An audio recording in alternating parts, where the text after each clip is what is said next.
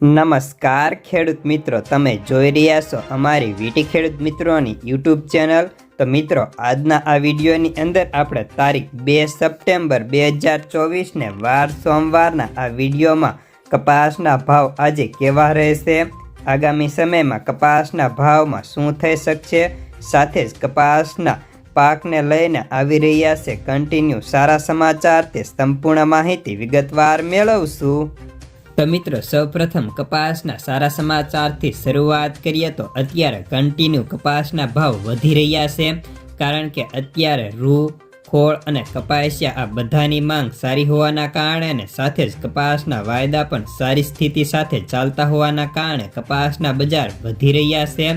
જો કે આજે છે સોમવાર, આજે થોડી આવક વધે, પરંતુ હજી પણ ગુજરાતના 50% માર્કેટયાર્ડ ખુલ્યા છે, તો 50% આજે શ્રાવણનો છેલ્લો સોમવાર અને અમાસના કારણે બંધ જોવા મળી રહ્યા છે।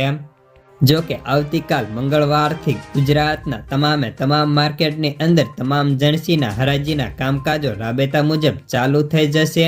અત્યારે કપાસના ભાવની વાત કરીએ તો હવે ક્યાંક નવા કપાસની આવકો વધઘટ સાથે થોડી થાય છે। ઉપરાંત હવે આગામી સમયમાં કપાસની નવી આવકો કેટલો વિલંબ કરે તેના ઉપર બજારનો આધાર છે। જો કે અત્યારે સરેરાશ બજારની વાત કરીએ તો આજે 20% જેટલા માર્કેટયાર્ડની અંદર કપાસના ભાવ 1600+ હતા। ઉપરાંત બાકીના સરેરાશ બજારની વાત કરીએ તો સરેરાશ બજાર તેની ક્વોલિટી મુજબ 1400 થી 1580 રૂપિયા સુધીનું જોવા મળતું હતું। જ્યારે કપાસના બંને વાયદાની વાત કરી લઈએ તો અત્યારે ન્યુયોર્ક કોટન વાયદામાં અમેરિકાની અંદર ઊભા કપાસની સ્થિતિ બગડવાના સમાચારના કારણે વાયદામાં ગયા સપ્તાહ દરમિયાન 1.5 સેન્ટનો વધારો હતો, તો આજે પણ વાયદો ખુલતાની સાથે સુધારો હતો।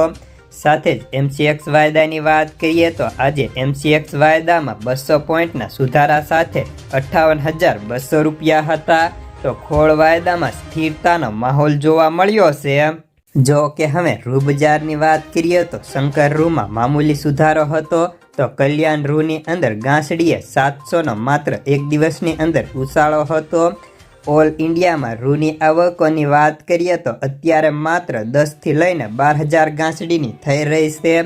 ઉપરાંત હવે રૂ બજારના ભાવ મજબૂત રહ્યા હતા અને ખાસ કરીને કલ્યાણ રૂની અંદર સતત તેજી હતી, જેથી આપણે ત્યાં હાજર બજારને પણ ટેકો મળી રહ્યો છે।